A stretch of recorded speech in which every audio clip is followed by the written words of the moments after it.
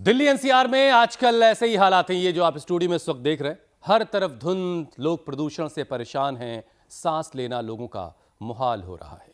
Smog का हाल तो हर साल यही होता है, आखिर इसका इलाज क्या है? हुसैन, सवाल तो ये है।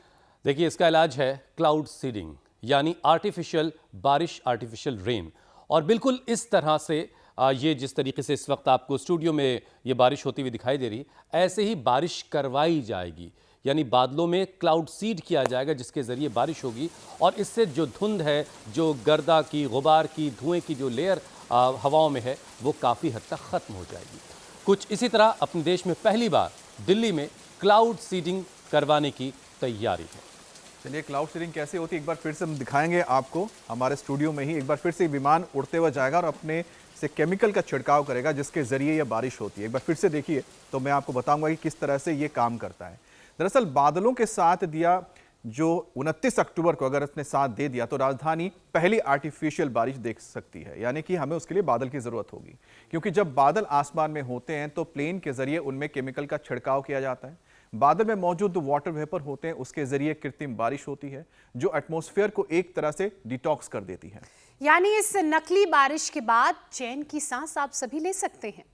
वैसे आप इसे नकली नहीं, असली बारिश कहिए, लेकिन बारिश करवाई जा रही है फोर्सफुली, कुछ केमिकल छिड़क करके। बहरहाल सिर्फ फिजाई नहीं, शरीर का भी डिटॉक्स होना जरूरी है, क्योंकि जो जहरीले टॉक्सिन्स, प्रदूषण के कण नाक और मुंह के जरिए हमारे शरीर के अंदर पहुंच चुके हैं, उनका बॉडी से बाहर निकलना बहुत जरूरी है। यानी एक आर्टिफिशियल रेन अंदर के लिए भी करवाने की जरूरत है, वरना ये टॉक्सिन्स अगर लीवर पर जम जाए तो फैटी लीवर, फाइब्रोसिस, दिल तक ये पहुंच जाते हैं और हार्ट प्रॉब्लम क्रिएट करते हैं।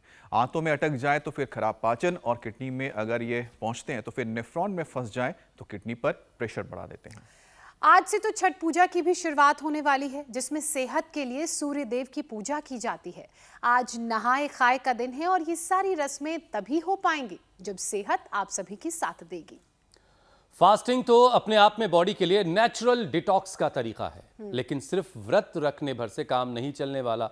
योग की आदत भी अपनानी होगी, तभी छठी मैया जो हैं वो सेहत का वरदान आपको देंगी। मतलब ये कि व्रत तो आपको रखना है, लेकिन योग को अपनी ज़िंदगी में, एक्सरसाइज, वर्कआउट को अपनी ज़िंदगी में शामिल करना है। रोज़ाना 7:56 पर इंडिया टीवी से जुड़ना है, और स्वामी रामदेव का अगर आपके पास गाइडेंस है तो फिर कहने ही क्या है। रोज़ाना वो आपके साथ जुड़ते हैं इंडिया टीवी के ज़रिए। रोज़ाना वो बताते हैं कि कैसे आप अपने शरीर को मजबूत रख सकते हैं, और अगर आपके शरीर में कुछ गंदगी का गुबार आ भी गया है तो कैसे योग के ज़रिए आप आर्टिफिशियल रेन करके इंटरनल बॉडी को क्लीन कर सकते हैं। आप